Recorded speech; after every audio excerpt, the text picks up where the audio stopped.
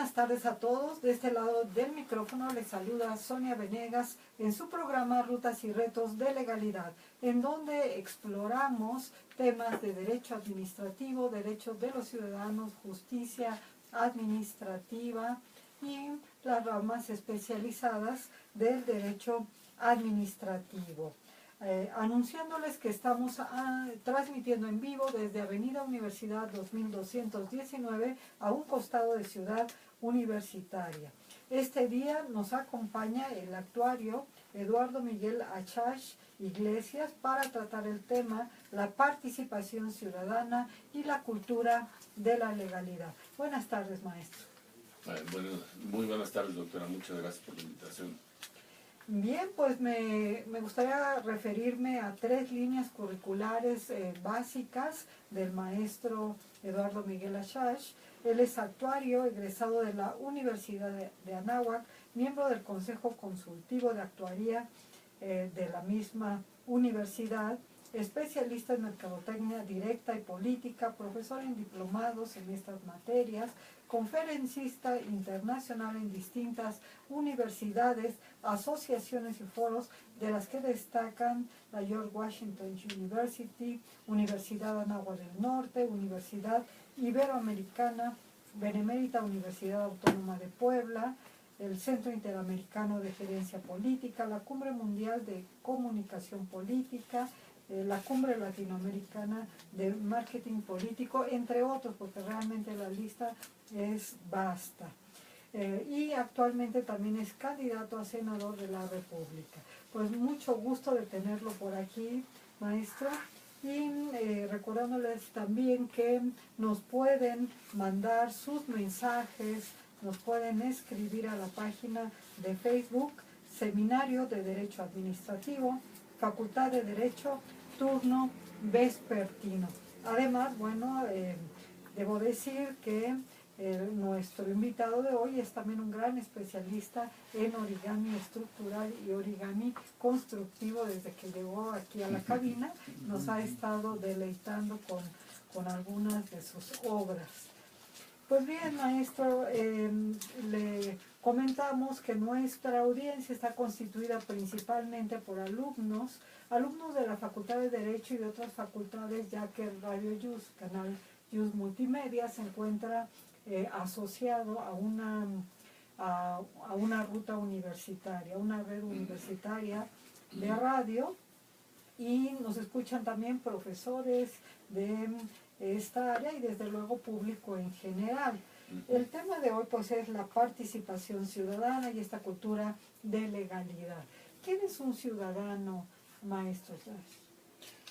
Pues un ciudadano es toda persona que tiene derechos y obligaciones y que constituye o es parte constituyente de lo que es una ciudad, originalmente comunidad, y eso en mi percepción surgió con el objetivo de sobrevivir.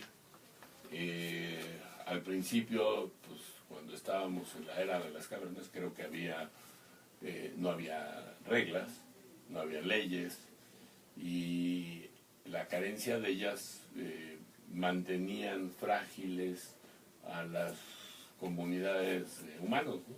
Sí, estos grupos sociales primarios. Exactamente. Y bien, ¿por qué es importante y qué podemos entender por participación ciudadana? Bueno, de hecho, sin la participación ciudadana no existiríamos hoy como país y no hubiéramos existido como civilizaciones. Se requirió de la participación ciudadana y desde un lugar activo para proponer cómo nos íbamos a organizar. Insisto, desde las épocas de las cavernas, pero más recientemente, por ejemplo, nuestra independencia se debe a que alguien, ya era ciudadano en ese entonces, pensó que era posible que estuviéramos separados de la España y que ya no fuéramos un virreinato. Lo pensó, lo dijo y inspiró a gente para que se firmara la Declaración de Independencia. que eso es lo primero que nos da identidad, cuando todavía no era un hecho, y luego se luchó por ella, y una vez luchando por ella, se creó la Constitución. Entonces, ¿quién creó la Constitución si no son ciudadanos? Sí, claro. Y a partir de ahí empiezan a surgir instituciones. Exactamente. Y luego también nos encontramos con instituciones que algunas de ellas son sumamente fuertes, como la columna que nos hizo favor aquí de hacer, y algunas otras en donde parece que se tambalean por la misma desconfianza ciudadana. Entonces entra como un cuestionamiento, ¿verdad? Entonces, ¿qué pasa ahí? Que el ciudadano se vuelve un espectador o se vuelve un juez, o qué papel, qué rol juega en esta constitución y reforma de las instituciones, porque creo que también estamos viviendo una época en donde, como mencionaba, hay instituciones que parecen requerir o demandar un cambio. Digo, por supuesto, y eso es un ciclo natural que tiene que ver en algunos casos con evolución y en otros con revolución. El punto es que hay instituciones que se crean, no todas las instituciones tienen toda la fortaleza, pero al principio, cuando éramos pocos, la participación ciudadana era prácticamente indispensable. Entonces, conforme fue pasando el tiempo y fuimos creciendo en población, de hecho, incluso ya en la Roma que conocemos, cuando se creó el Senado, pues el Senado fueron los representantes de los ciudadanos, porque no es lo mismo cuando la comunidad era de 50 personas, de 500, de 1000, de 10,000, ahorita somos millones. Sí. Entonces, el punto es cómo se mantiene una institución representativa, si no es a través de la participación de los ciudadanos. El problema es cómo participan ciudadanos cuando ellos ya son decenas de miles, cientos de miles o millones. Ya no es tan fácil, ¿verdad? Y entonces lo que ha pasado en mi percepción es que muchas de ellas han perdido la conexión entre lo que se supone que hacen, que es representar a los ciudadanos. Entonces, si los ciudadanos se quedan como entes pasivos y los dirigentes, los representantes, ya sea partidos políticos, senadores, lo que sea, se escinden, desvinculan de los ciudadanos, empiezan a votar lo que se les ocurre, o empiezan a votar con base en intereses de unos pocos y no de la mayoría representativa que se supone que generan, ¿no? Claro, bueno, el órgano más importante de representación ciudadana está justamente a través del poder legislativo, ¿no? Entonces ahí tenemos Cámara de Diputados y Cámara de Senadores, independientemente de que pueda existir, por ejemplo, en los ejecutivos algunos nombramientos que sean de elección popular. Y lo que aquí nos está manifestando es que probablemente por la densidad demográfica, por una parte, además de otras razones, estos representantes populares que en un momento fueron votados por la ciudadanía, ni la ciudadanía busca tener el contacto con ellos, o bien si lo buscan no encuentran una puerta abierta, y estos representantes en ocasiones tampoco buscan estar en contacto con sus votantes, ¿no? O sea, como que fueron, una vez que fueron electos, porque además pues no todos son así electos por la ciudadanía.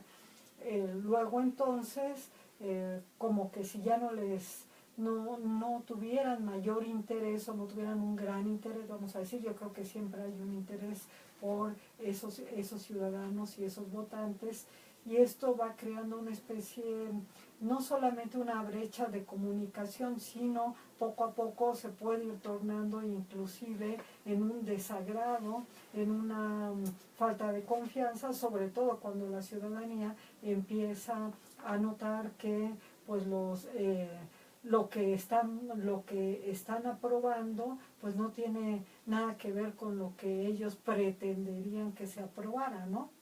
Sí. Claro, y de hecho hay una paradoja y una desconexión por definición, porque los representantes que son electos por voto popular, en teoría deberían hacer lo que sus representados solicitan.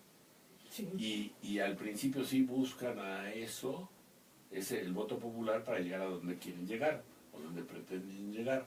Sin embargo, a la hora de ya estar en la mesa o en el pleno del Senado, de la Cámara de Diputados, tanto local como federal, empiezan a pasar otro tipo de cosas, porque ya no solo son los ciudadanos, sino diferentes tipos de instituciones públicas y privadas, que algunas tienen grupos de interés, como por ejemplo los sindicatos son algo que no necesariamente es ciudadano, es un subconjunto de ciudadanos con un interés en particular, y las empresas es un conjunto de instituciones con otro interés en particular.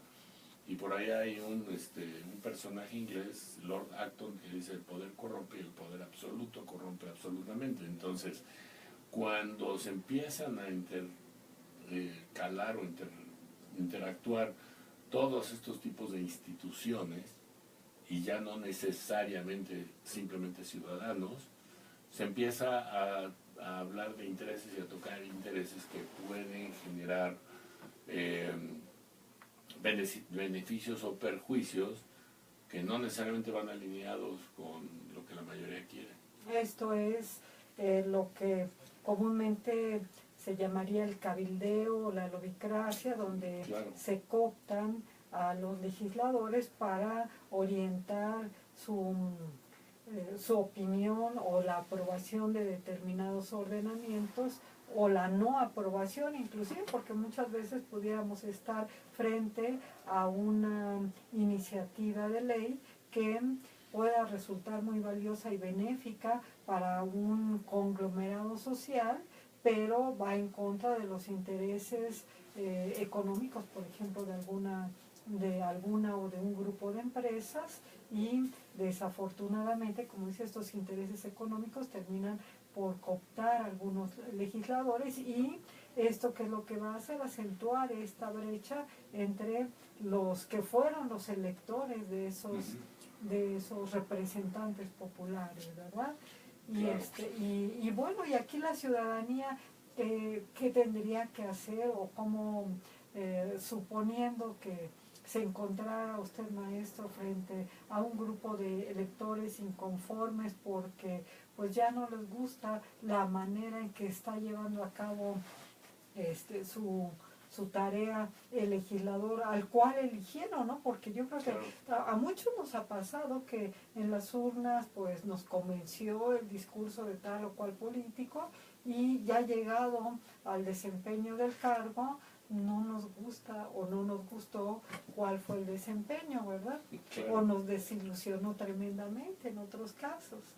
Por supuesto, yo lo que invitaría al público, a los ciudadanos que nos están escuchando, a que hagan lo que yo. O sea, yo no soy político, yo soy ciudadano. Pero bueno, es candidato, ¿cómo no va a ser político? Sí, todavía. A ver, platíqueme. Exacto, todavía no lo soy. O sea, soy un aspirante a... Ajá. En el momento en que la gente me elija, ya seré político, ¿me explico? No hay manera de desapegarse de esa interpretación, dado que ya fui electo, ¿me explico? Y entonces mi conjunto de responsabilidades cambia. Y ese es parte del dilema, porque la gente hoy día muchas veces se siente impotente, se siente enojada de que las cosas no están pasando como ellos quieren. Y entonces el punto es, pueden vivir en la queja, o en la frustración, en la resignación, o pueden hacer algo al respecto. Y algo al respecto muchas veces implica ciertos atrevimientos. Y esos atrevimientos no siempre, o sea, lo que hablaba, doctora, de estos cabildeos y eso no siempre es ilegítimo. Lo que sucede, es más, muchas veces es legítimo, pero legítimo para un subconjunto de ciudadanos que representan o que tienen una vocación o una actividad en lo particular. Vamos a suponer una comunidad de taxistas, una comunidad de pescadores, o un sindicato de maestros, un sindicato de electricistas, etcétera, que todos ese conjunto de ciudadanos con intereses concretos, pues quieren defender los intereses de su grupo.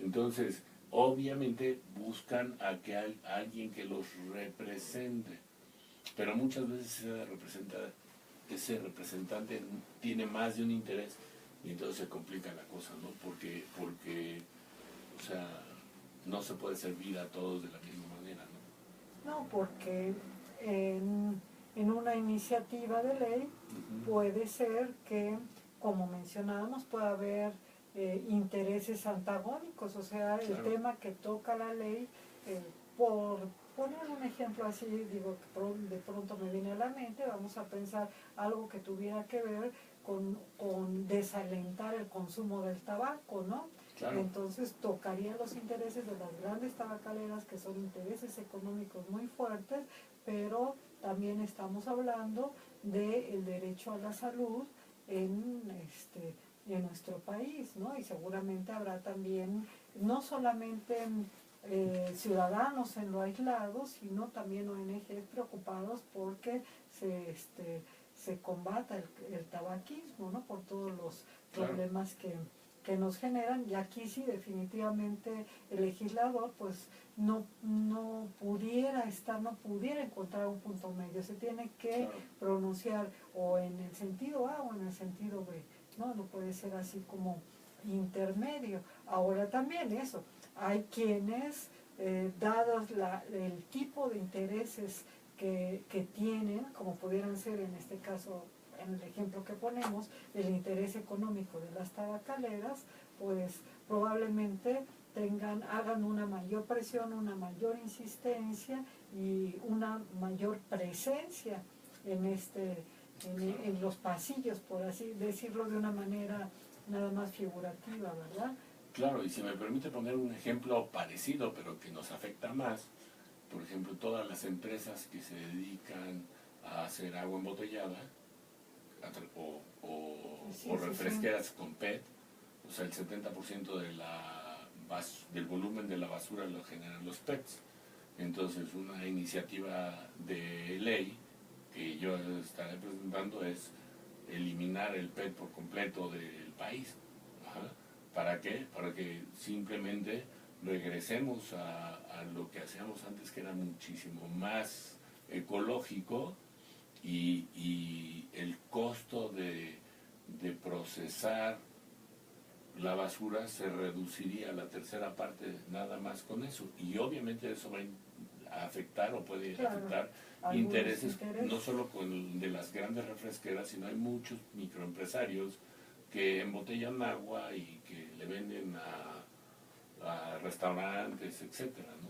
Bien, vamos a avisos institucionales y estamos de regreso en unos minutos con el actuario Eduardo Miguel Achach Iglesias, platicando hoy sobre participación ciudadana y cultura de la legalidad.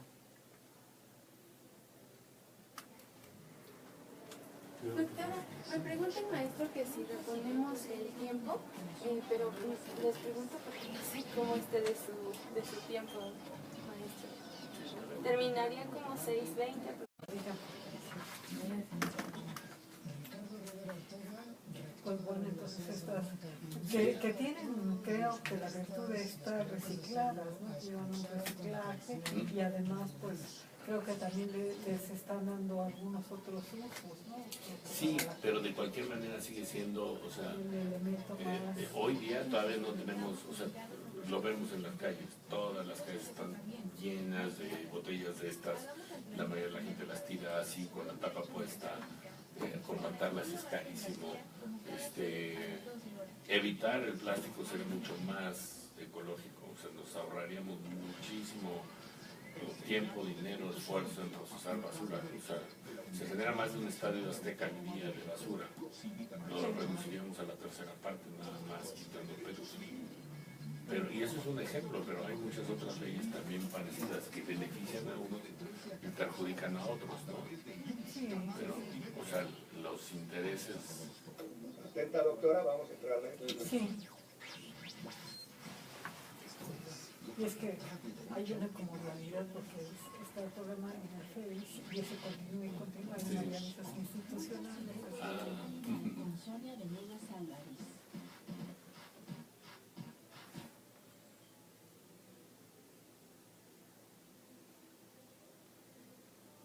Seguimos en su programa de Radio Just Multimedia, Rutas y Retos de Legalidad, con nuestro invitado, el actuario Eduardo Miguel Ashash, platicando sobre participación ciudadana y cultura de la legalidad, y recordándoles que estamos en Facebook en Seminario de Derecho Administrativo, Facultad de Derecho, turno vespertino, transmitiendo en vivo desde Avenida Universidad 2219, a un costado de Ciudad Universitaria, en las instalaciones del Sistema de Universidad de Educación a Distancia. Pues bien, maestro, muy interesante estos ejemplos que nos ha expuesto. Y bueno, también me quedé ahí un poco con la idea de que dice, yo no soy propiamente militante de años de un partido político, sino soy simplemente ciudadano, soy un candidato ciudadano. ¿Cómo le hace un ciudadano ordinario para involucrarse en los problemas cotidianos de su comunidad y ser tomado en cuenta, ¿no? ¿Por qué? Porque en ocasiones también tenemos que el ciudadano, para ser tomado en cuenta, pues tiene que tener una actitud a veces un tanto, pues vamos a decirlo entre comillas, pues un poco hasta violenta, ¿no? Esto me recuerda un poquito el movimiento, un movimiento que surgió hace muy poquitos años y que se fue extendiendo en todo el mundo, de los indignados, ¿no? Que Claro. había inclusive un libro que se llamaba Indignados, ¿no?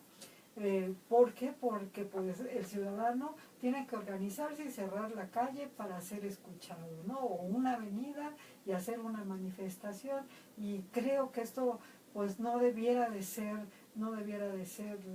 la única vía, es más, esa debiera de ser la excepción, ¿no?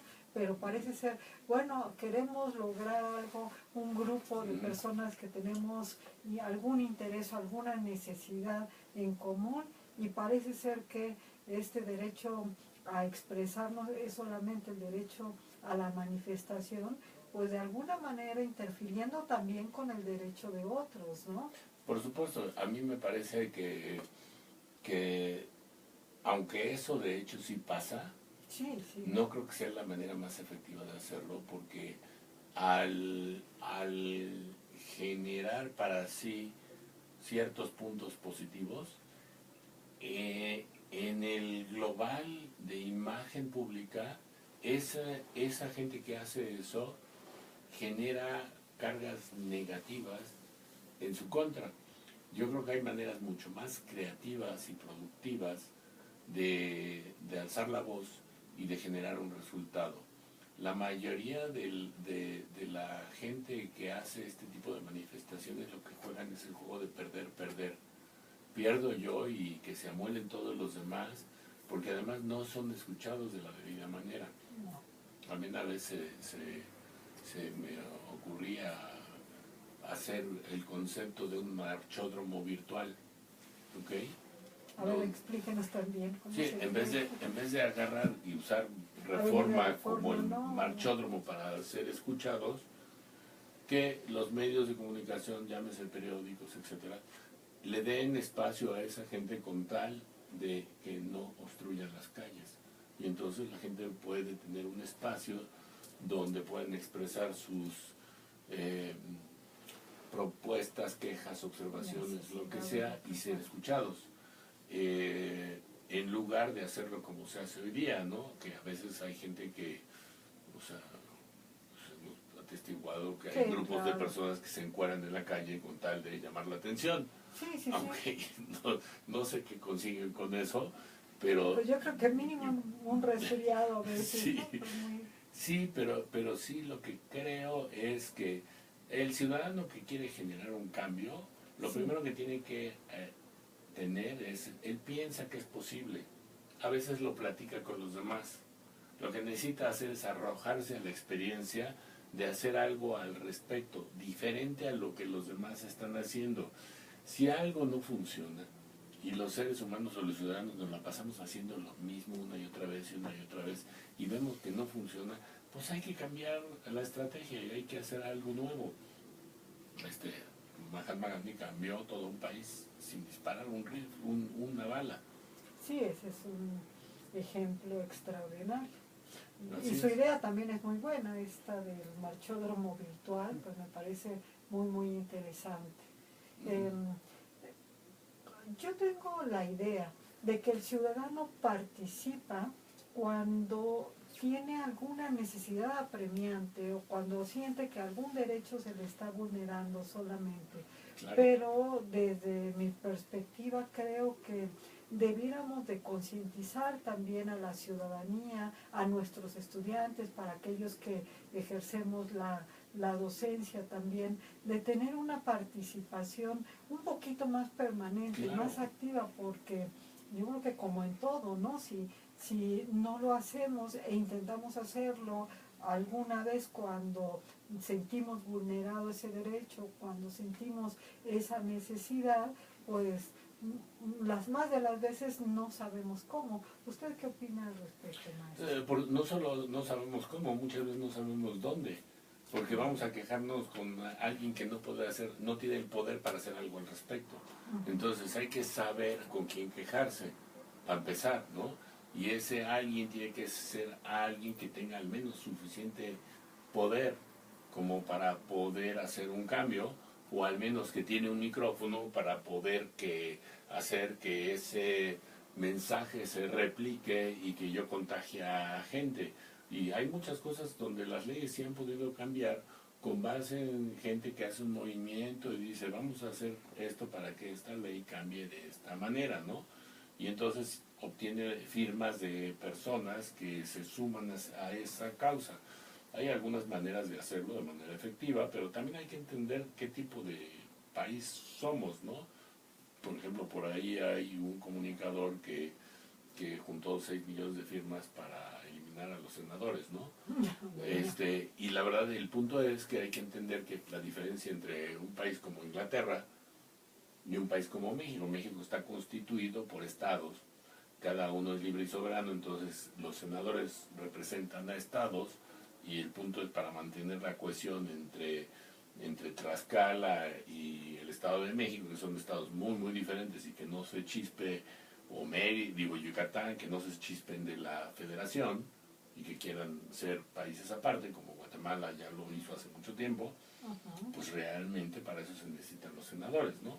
El chiste es entender cuál es las fórmulas funcionales que podemos proponer, porque muchos ciudadanos tienen la creatividad suficiente para ver soluciones. Sí. La mayoría de las veces no tienen el arrojo ni siquiera de decirlo porque creen que nadie los va a escuchar. Y eso no es cierto. O sea, una idea brillante siempre va A ser bienvenida. a ser O bienvenida. debe ser Y bienvenida. valga la redundancia, va a brillar. La demás gente se va a dar cuenta que es una idea brillante y la pueden seguir.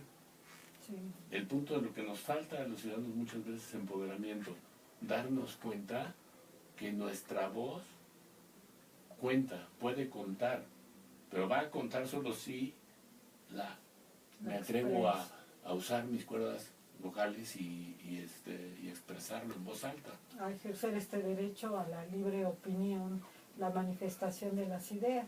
Claro, y es lo que nos trajo a esta conversación, es el ciudadano tiene voz y voto. O sea, tiene voto, pero también tiene voz, no solamente voto.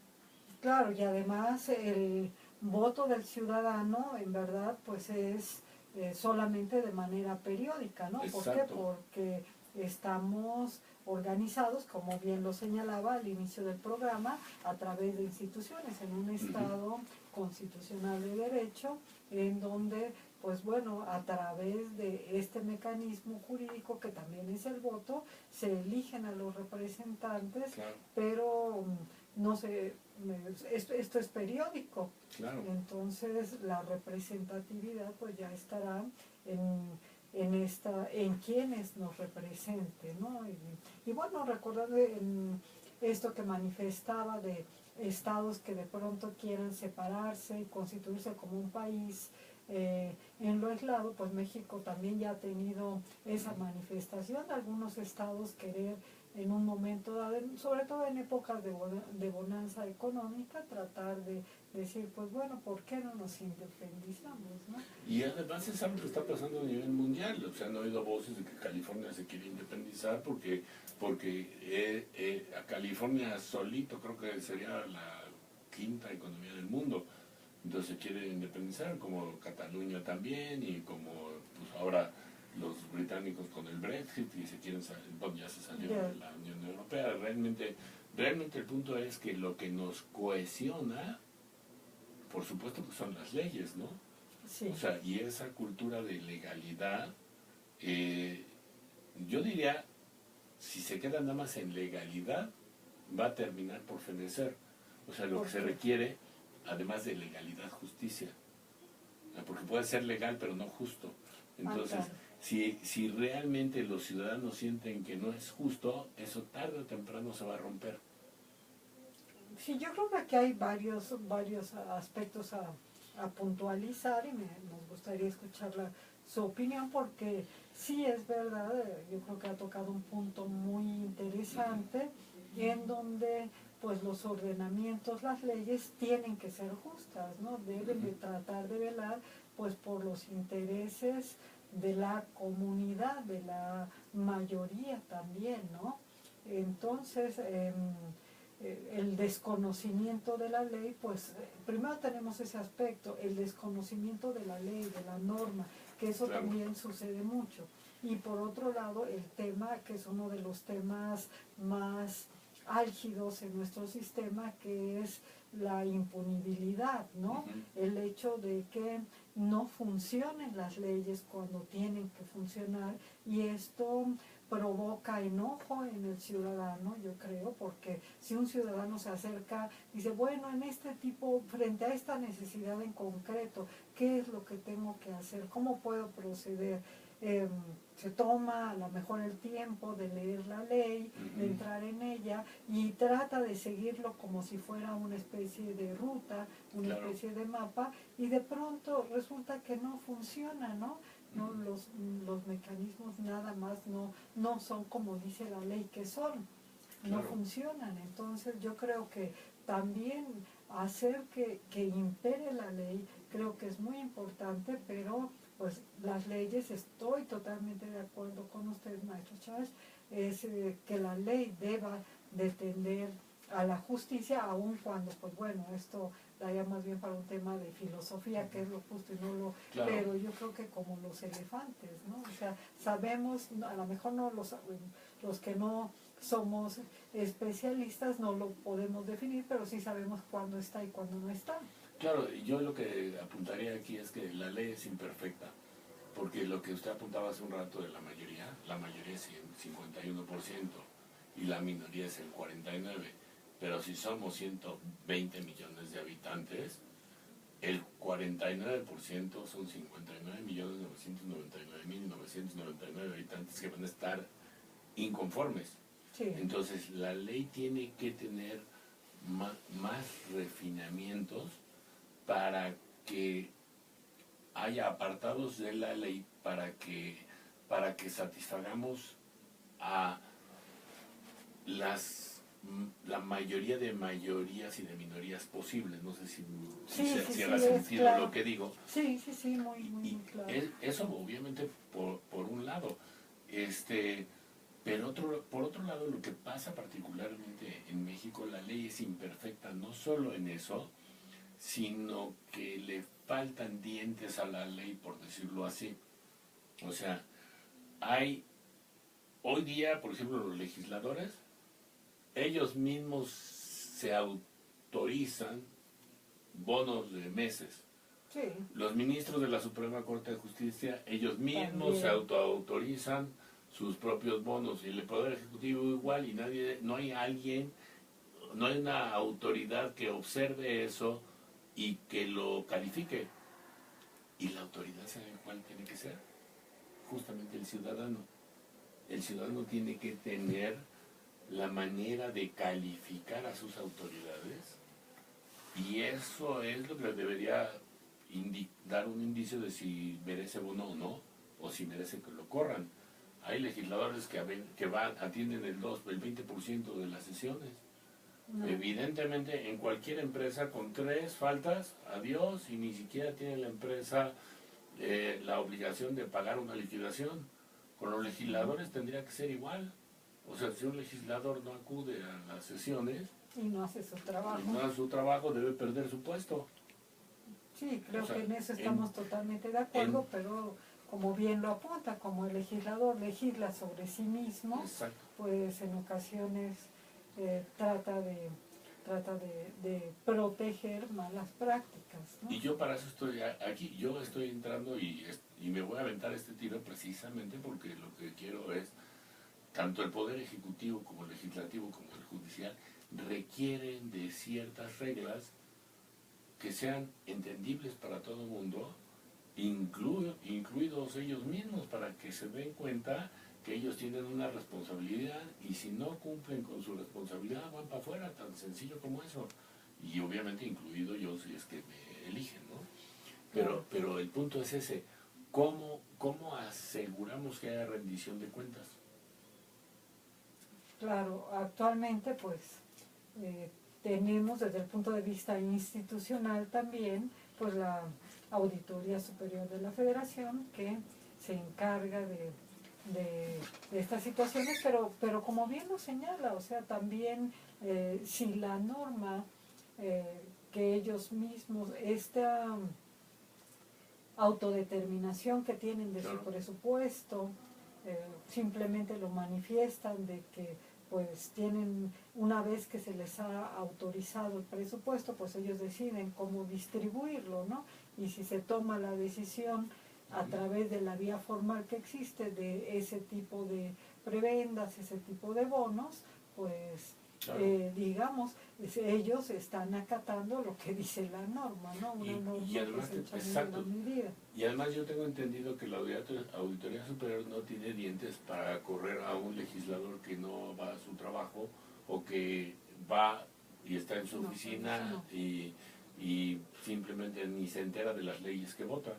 O sea, no hay nada que haga que la Auditoría Superior de la Federación pueda hacer algo al respecto. Sí. Entonces faltan esos mecanismos en nuestro país para que haya ese tipo de métricas que nos lleven a un mejor lugar.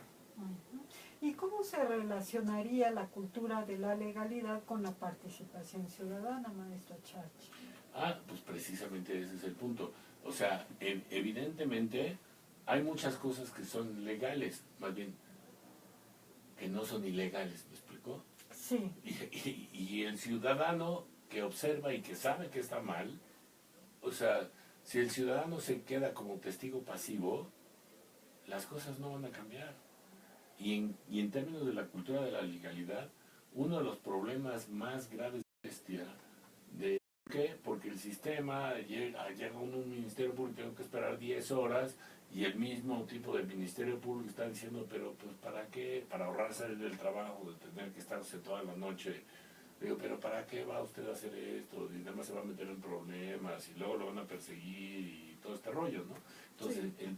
el punto es que necesitamos cambiar el sistema para que haya métricas de que los ministerios públicos tengan una calidad en el servicio y tengan que atender en no más de 1 hora o no más de 2 horas a cualquier víctima de cualquier delito. No tiene por qué estarse. Entonces, hoy día la verdad es que la gente que ya sufrió una vez un delito y se paró en un ministerio público y después de 12 horas nadie lo atiende, y además los pocos que lo tienen es para decirle que no se atreva a denunciar, Sí, pues la gente no denuncia. claro. Pero entonces la única manera de salir de ese círculo vicioso es justamente que el ciudadano participe. Porque en la medida que el ciudadano no participe, las autoridades no tienen los dientes para ahí meter a la cárcel, a veces en flagrancia. Hay muchos delincuentes que en flagrancia son agarrados, pero como el tipo no se atrevió a denunciar, sale libre. Sí, es verdad.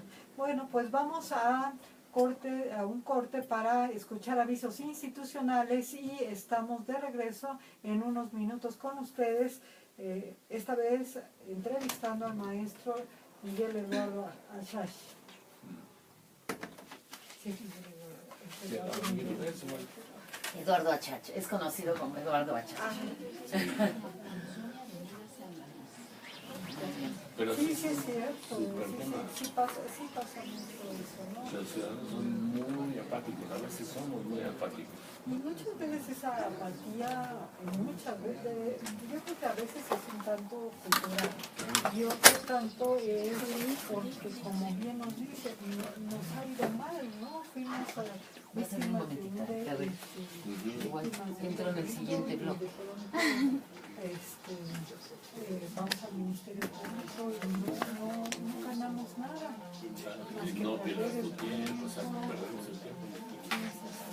Pero eso se puede resolver. Yo tal vez no sea tan fácil, pero sí se puede resolver. De hecho, Si es que tenemos de tantos baños, pues ojalá que eso pudiera cambiar, sería fenomenal para la ciudadanía, porque yo creo que el crecimiento de la delincuencia también en buena